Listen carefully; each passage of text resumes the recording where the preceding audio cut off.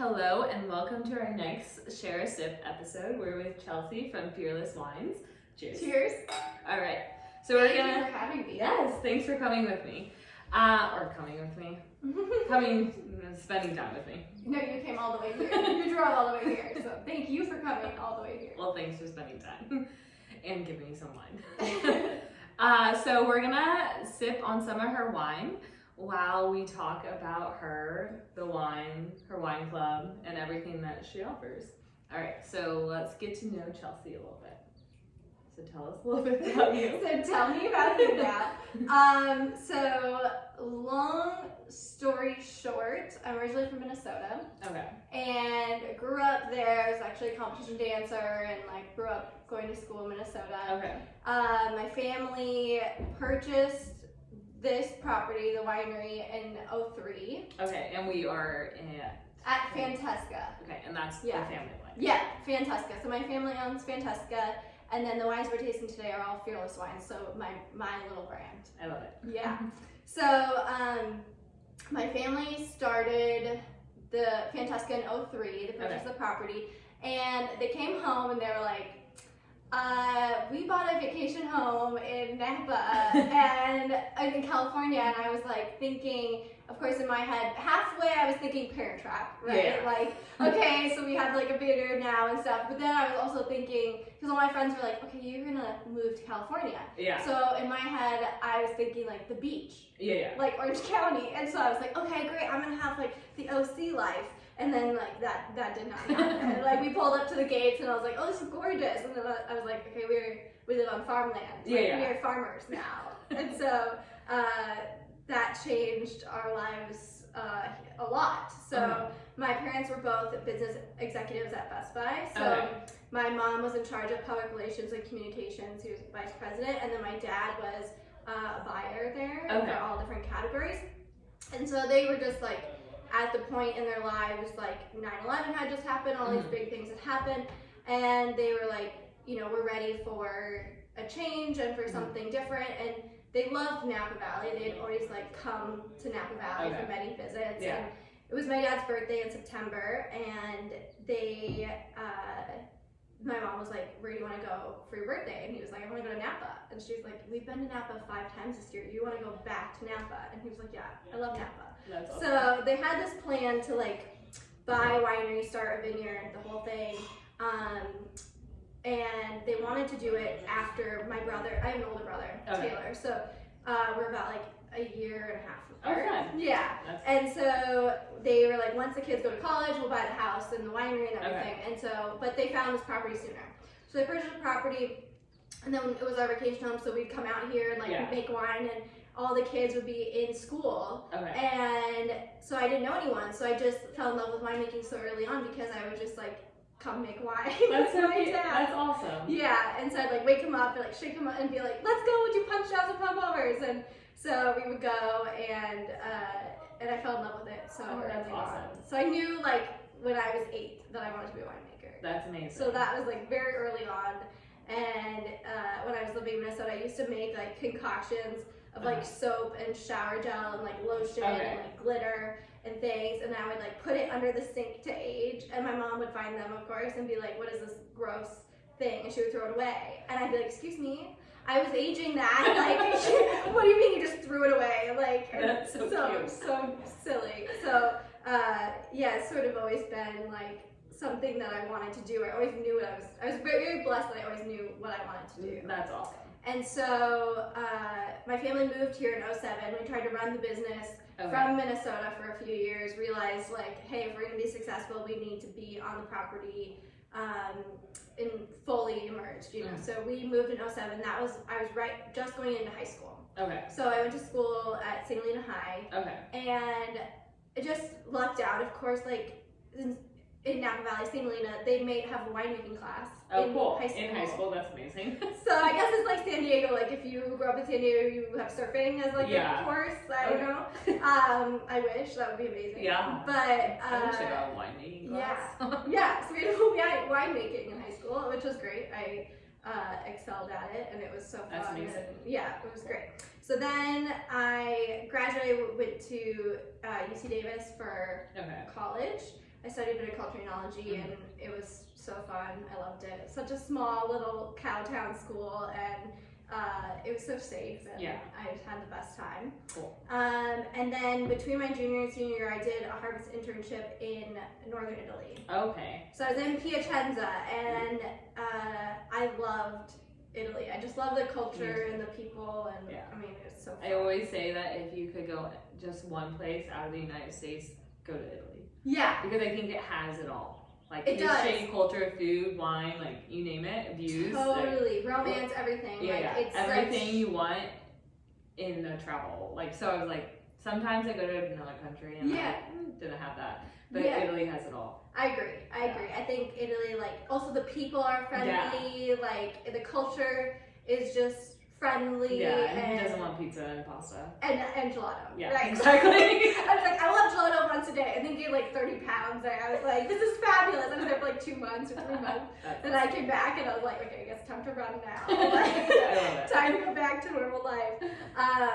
But yeah, it was just so fun. And so it was really interesting for me too. It was like such a culture shock because I came from UC Davis where everything was like, well, this is how we do things because we've done 1 billion tests and we did all the trial runs and this is scientifically proven to be the best way to clean a tank. You know, and it was like, this is how we do all of our cleanliness protocols. This is how we make wine because we did these trials and we've proven that this is the best way. Yeah. And in Italy, it was like, I was like, well, you know, why are we doing this? What's the purpose of this? And what outcome are you trying to achieve with this like technique? And they're like, yeah, my grandfather's grandfather's grandfather did it this way, so this is how we're gonna do it. That's awesome. Okay.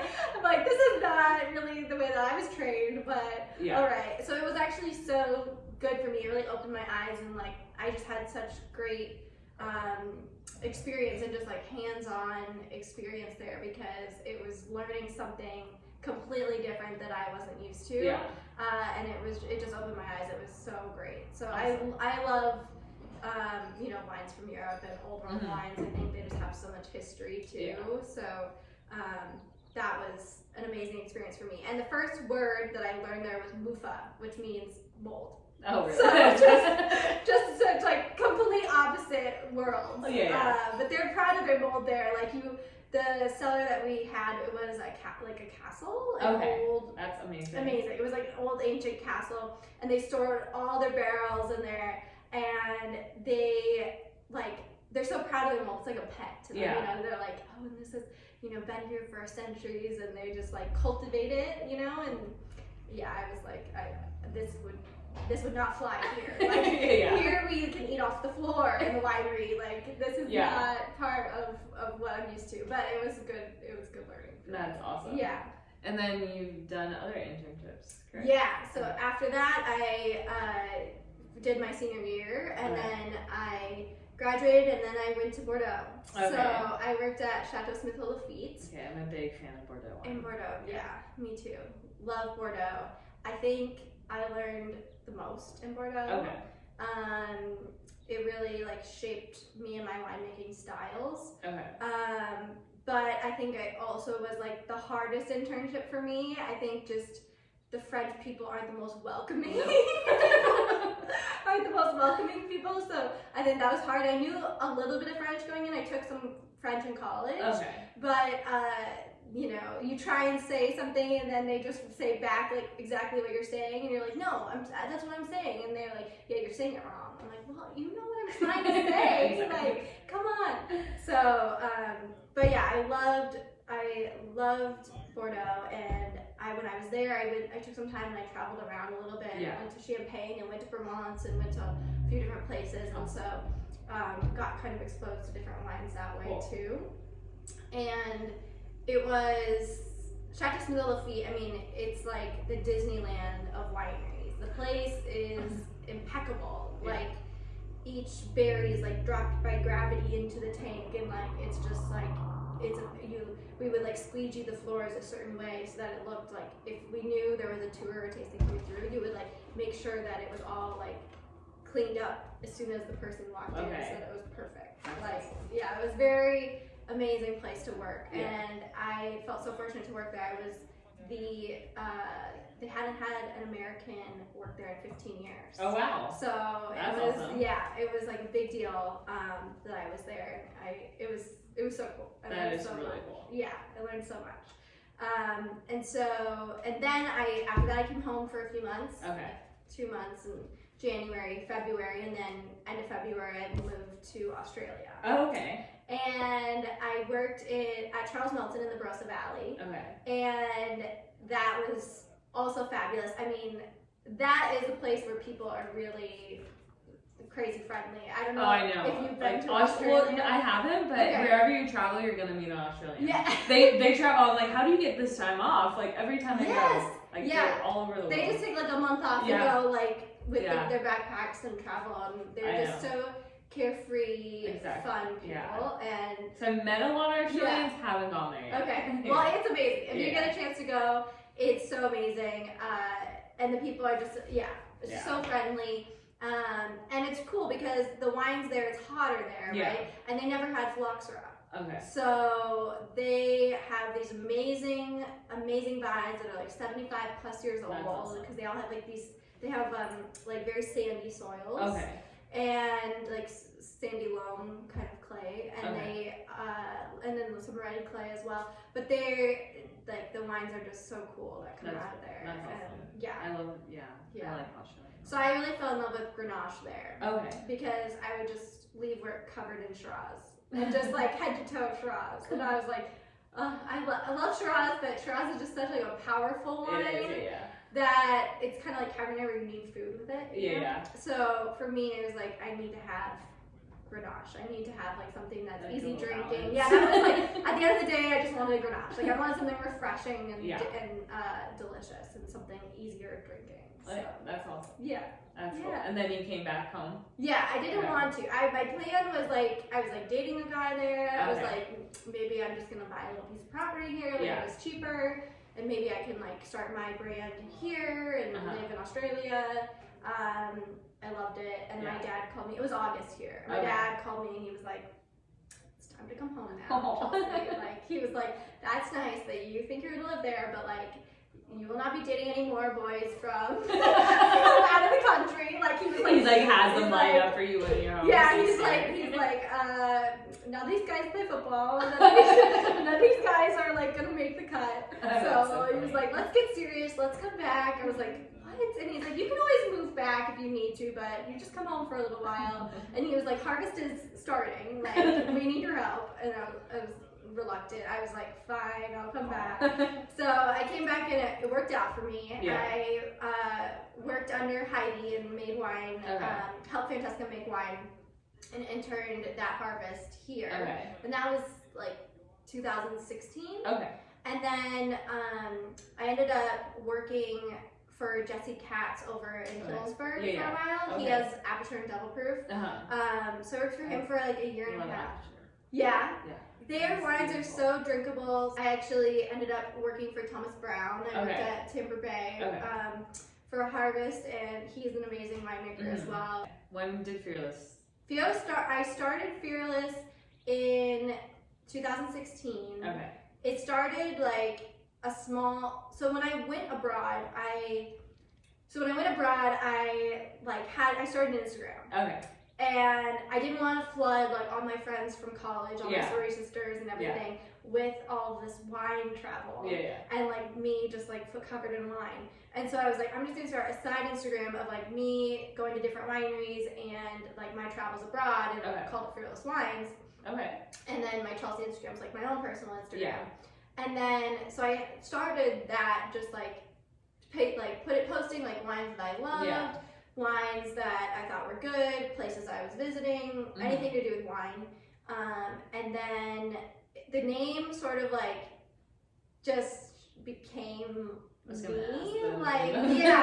So first things first is I love Taylor Swift. I was gonna ask. So she's like, I don't know, she's just an amazing businesswoman. Yeah, She exactly. just kills it. She does. An amazing There's a reason why businesswoman. she's so famous. Yeah, she put out like 2 albums in the middle of Quarantine. COVID. Yeah, I know. Quarantine. Seriously. Like, that was cool. Yeah.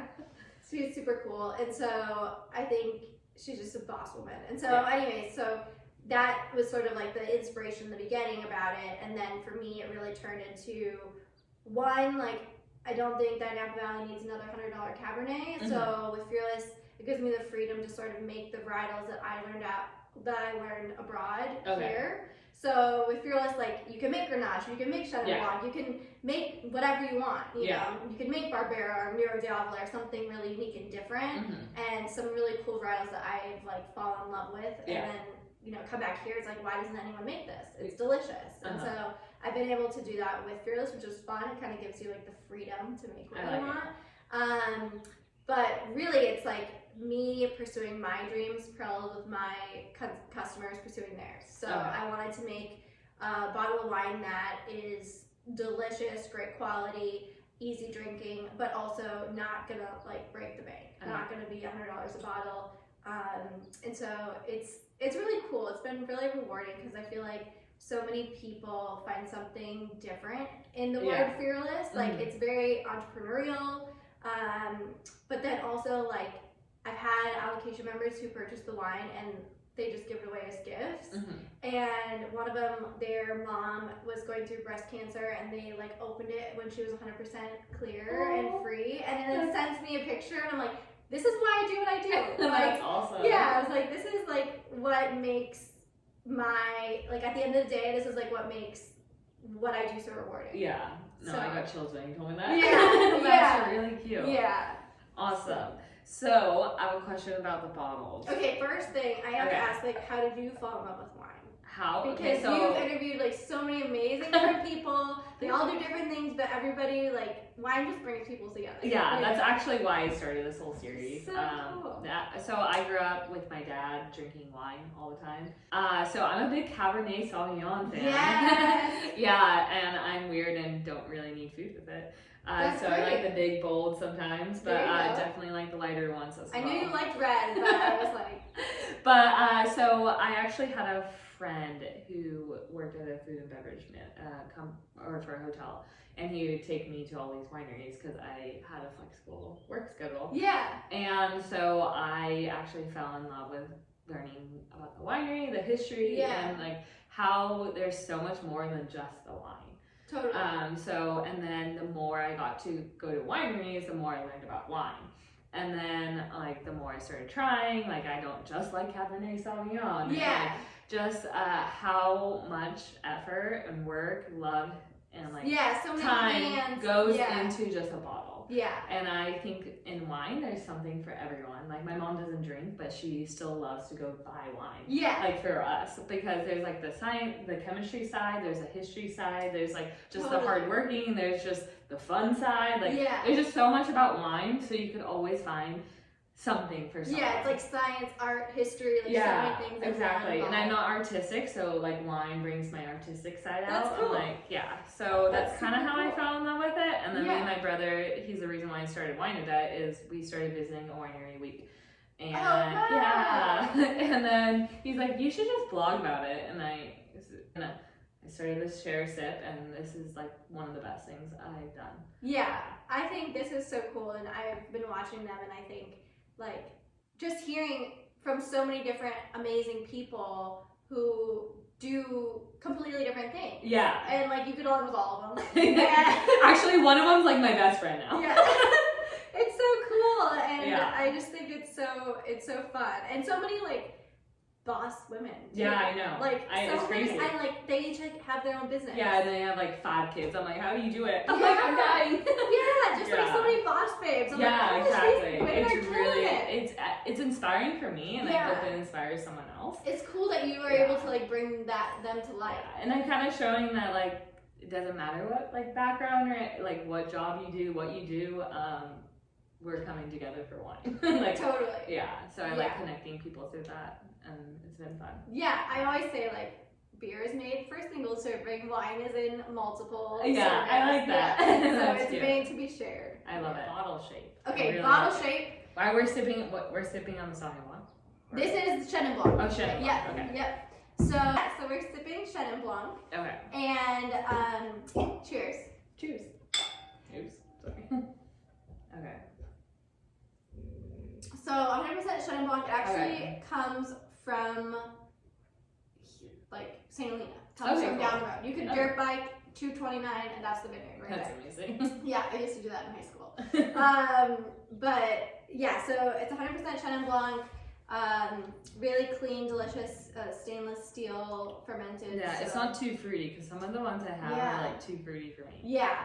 So the bottle shape, I wanted something very Beyonce. I love it. I was like, it's beautiful because I would see this and like, I need to buy this. Yeah, very curvaceous. I wanted something fearless and different that stood out, and something just like super curvaceous. So that's where the bottle shape comes from. That's cool. Just something sexy. I like it. And yeah, fearless and different.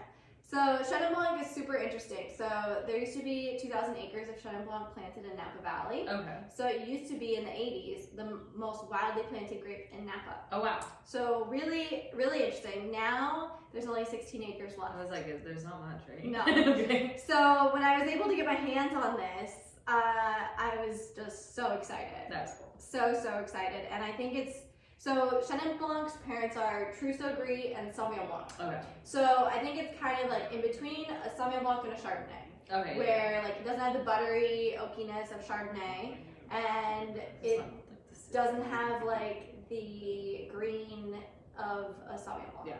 So sort of in between. It's really nice. Thank you. Yeah, like lots of minerality. Because sometimes if it's too fruity for me, I can't drink it. Yeah, there's like not that I can't drink it. It's more like a French style, I would say. Mm-hmm. Not that I'm trying to make like French wines, but it's 13.2 alcohol, so a little bit lower alcohol wise. So it's very quaffable. It's very drinkable. I like that word. Yeah. And just easy drinking, yeah. And then because, like you said, it's not a lot of fruit, it's more like acidity, minerality. Yeah. It makes like whatever you're eating just taste so delicious. Yeah. And it pairs so well with everything. Like I think with Asian cuisine, it pairs so well, or like just fish or charcuterie, or I mean, it's so friendly for anything that you're eating. Yeah. That's awesome.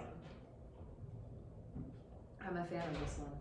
Yeah, I feel like my allocation members during COVID, they all would like contact me and be like, yeah, so somehow our allocation disappeared. Like somehow the kids came home from college and we all drank it all. So can you send me another case? I'm like, sure. That's awesome. Yeah, so it's been fun. And then yes, let's talk about your clubs. How you could get your wine. I am very, very small, so I produce about like between 700 and 1,000 cases in total. Okay. So each wine's like around 300 cases. Yeah. So 12 bottle cases. So really small still. Mm-hmm. Everything is by allocation. Okay. So 95% goes to our allocation members. Okay. So I save like 5% just for like Sunshine Foods and like my favorite little tiny places. Yeah. And the places that I eat all the time that they ask me like, hey, can I get the wine? And then I'm like, okay, sure, you can have it. Yeah. But most times like you're not gonna find it on the shelf. You're not really gonna find it in a restaurant.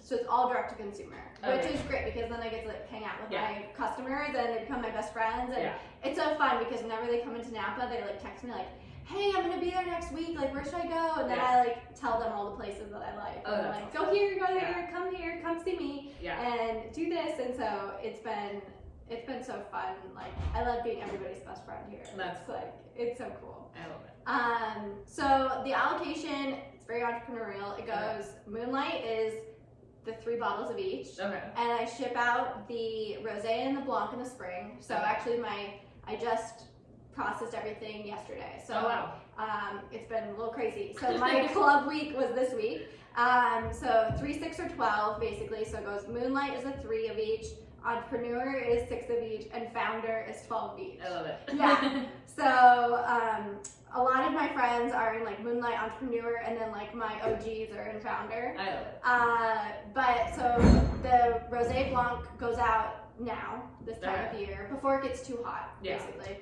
And then the Rouge goes out in the fall, like September. Okay. Yeah. Nice. Yeah. So it's been really fun, and I sell out every year, so it's been like you're badass. Yeah. So it's nice to be able to get the people the wines that they want, and I like have great relationships with them all, and I get to host tastings, and it's awesome. Yeah. Okay, let's go to the rosé, and then let's talk about tastings. Okay. Mm. What rosé? So this is 100% Grenache. Okay. Let's get a guess. So good. So takes Smells. yeah, really a lot good. of practice. So I learned about rosé when I was in Provence. Okay. That's usually where I used to hate rosé. Yes. And then I started drinking rosé from there, and I was like, okay, like I don't mind it. Yeah. And then I started like trying more rosé. Yes. And finally started liking it. I was tasting too sweet of rosé. Yeah, I don't like sweet wines. All my wines are really dry. So I really don't like sweet wines. So I learned to make rosé in Provence. So Provence rosés are made of Grenache, and Mourvedre. So 3 different grape varietals. I think the king of that blend or queen of that blend is Grenache. Okay. And so I love Grenache rosés. They have that like salmon tinted hue, which pretty cool. is amazing. And then it also just has so much of like strawberries, white flowers, those kinds of. I get a lot of strawberry hints. So much strawberry. It's so yummy. So when I went to go when I wanted to start Fealess, I was like, I'm not going to start a brand and put my neck out on the line and potentially fail. And I was like, I'm not going to start it unless I find really good vineyards. Because if you have really great grapes, you're going to make really great wine. If you have like good grapes, you're going to make good wine. Like it really, you can't like take okay grapes and like make amazing wine. It's not going to happen.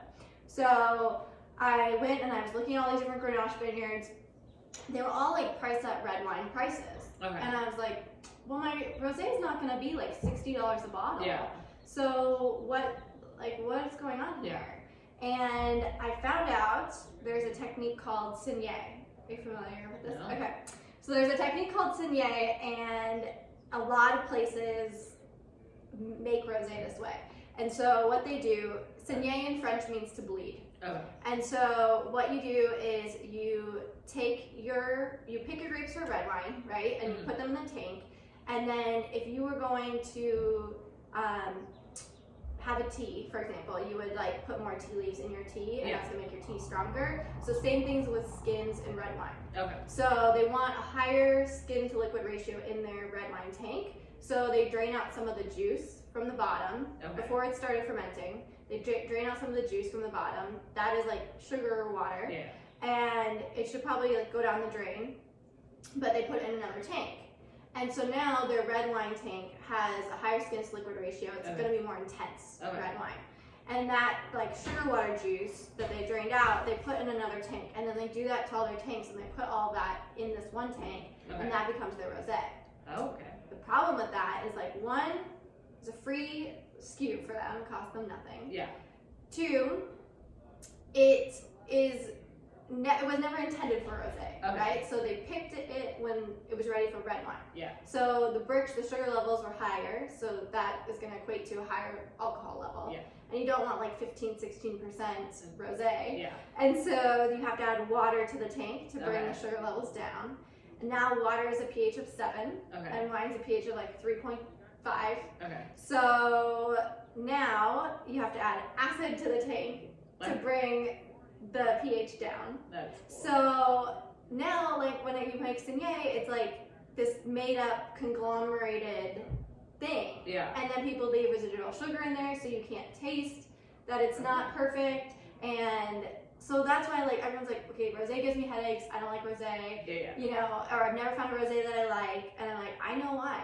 Because there's this way that people make rosé called saignée, and it's not good.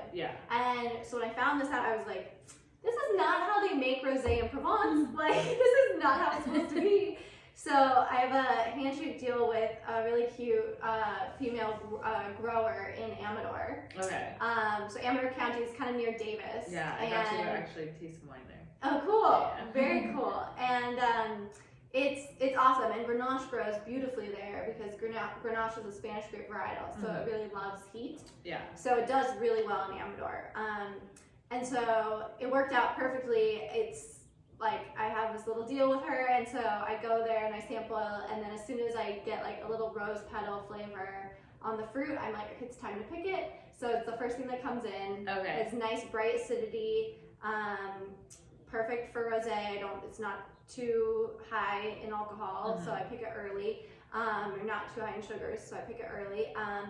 And yeah, it goes right into press, so it has just like a little blush color, a little tiny bit of extraction from the skins, but not much. And then, you know, you make it like a white wine. So it goes right into stainless, ferments, and it ferments for like a month. Really cold, slow ferment, and it's beautiful. That's yeah, awesome. yeah. So I was like, I can't make the wine this way. Like, so. That's cool. I didn't know that. Maybe that's why I didn't like rosé. I think that might be why. That's why so many people are like, oh, I don't like rosé, and then even like it's so cute. I'll have like couples who come and I'll taste with them, and the guys are always like, oh, I don't like rosé, and then they try it, and then they're like, can we buy some? And I'm like, oh, I got you. I'm like, everyone who doesn't like rosé likes this rosé. That's good. Can you taste it if you're not a club member? Yeah. So it's so fun. So it's really nice of my family. So wherever Fantesca is not hosting a tasting is like where I get to host my tasting. Okay. So tastings are $50 per person. Okay. And then I always waive that if they become allocation members. Okay. And we just like sneak onto the property and we run around, like go down to the vineyard, see the vineyard, and when we're done, I'll show you because it's beautiful. But we go down and see the vineyard, you see the cave, like natural wine cave. And then we come up here and taste through all the wines and just hang out. And they're all private tastings, so I've been hosting all of them. That's cool. I'm like looking to hire somebody to help me because I'm just a one-woman show right now. But one day, That's so exciting. I wear many hats. But yeah, it's been so fun. That's cool. So it's great, and I get to meet so many cool people, and they're always like in a good mood because they're on vacation. They're drinking wine. Yeah, they're drinking wine, they're on vacation. I'm like, okay, cool, I'll hang out with you. Awesome. And then this is a Grenache? Yeah. Okay. Cool. This is gonna be your fave. It smells delicious. I love the smell of red wine. It smells so good. It's so yummy. So many like fresh red fruits, and it's just kind of sexy. It's a really beautiful color too. Yeah. I feel like Grenache doesn't always. Sometimes it's like really light. Yeah, they don't always get a good color extraction on it. Yeah. It's really interesting when you ferment Grenache, the skins almost turn. You like leach the color out of them. Okay. And so like by the end, when I decide to press off the tank, the skins are like light, like white pink. Okay. Like all of the color has been leached out of them. That's cool. It's really interesting. Yeah. That must be so much fun. Yeah. So, why is Grenache your favorite? Well, yeah, actually, you already said that. Yeah, I feel like, I don't know, it's just so friendly, and it's so delicious. It's like fruity, but then you get the oak to balance it out. Yeah, I feel like it has nice structure. It still has tannin. Yeah. But it has a little bit more spice than I think like a Pinot Noir has. I don't know, I just think it's delicious. It's and I like friendly. obviously I'm a cab drinker, so I like the bigger, bolder wine. So it's like heavier than a Pinot and lighter than a cab. Yeah, so it's a nice balance wine. And it go with a lot too. Totally, it does. It's like super friendly. I mean, it goes with all sorts of food. You could eat a steak with it. You could eat a steak with it. You also just have like popcorn sit on the couch. Yeah, and have, exactly. Nothing. Just wine. Only wine for dinner. But you can also have like charcuterie. It's a food-friendly wine. That's for sure. Do you have plans to do more grape varieties, or you want to keep it just this? I get this question so much. Okay, I mean, not just this. Look at this. My other favorite red varietal that's super different is Barbera. Okay, yeah. I think I've never met a Barbera I didn't like. Okay, Barbera is just delicious because it has like, it's kind of like similar to Grenache, has more acid in it. So it makes your mouth like more mouth-watering. You just keep wanting to drink more and more. But it's similar where like it has that fruit, like bright fruit, right? Like lots of spice, and I just think it's so delicious. Yeah. But I love Italian grape varietals too. Yeah. So I think if I did another one, I would go that direction. But so for me, I think with Fealess, it's fun to do something different than my family does. Yeah. And people are always like, aren't you gonna do a Pinot Noir? Are you gonna do a Chardonnay? But it's like, I have the name Fealess and I can do like place Yeah. with it. So for me, I think like I love also like Nero d'Avola, Yeah. which is a really cool Italian grape varietal, super different and fun. And so I think I would do an Italian varietal next. That's cool. Yeah. That's awesome. Yeah. And just curious for the listeners, how much like your bottles range? Yeah. So the rosé is 28. Okay. And then the Blanc is 39, and then the Rouge is 49. Okay.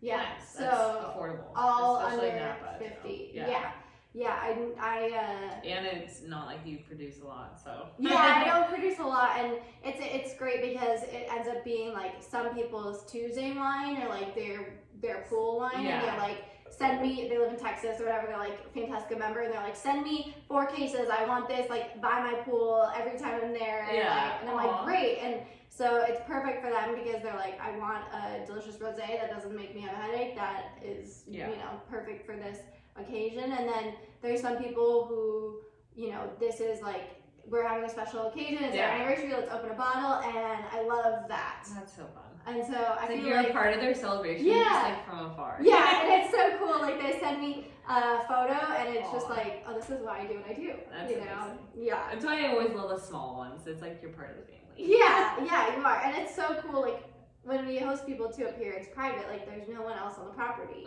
so you just kind of really get to know people, and that's cool. I mean, also when you drink wine, I feel like all the truth Everything comes comes out. out. All the truth. What do you want to know about me? No, I'm just kidding. All the truth comes out. That's awesome. All right, before we end, do you want to mention anything? I think we Do got you it have all. anything? I just want to make sure I don't forget something that like You're so you'd like cute. to mention. You're so cute. Okay, awesome. Well, that is Chelsea from Fealess Wine. She makes incredible wine. Thank you so So much. check her out, and if you're interested, buy her wine. There you go. Yeah, fearlesswines.com. Cool. And my Instagram is just Fearless Wines. And I'll have everything like linked in the comments. Perfect. Perfect. Okay, awesome. Cheers. Cheers. Stay Thank you. classy.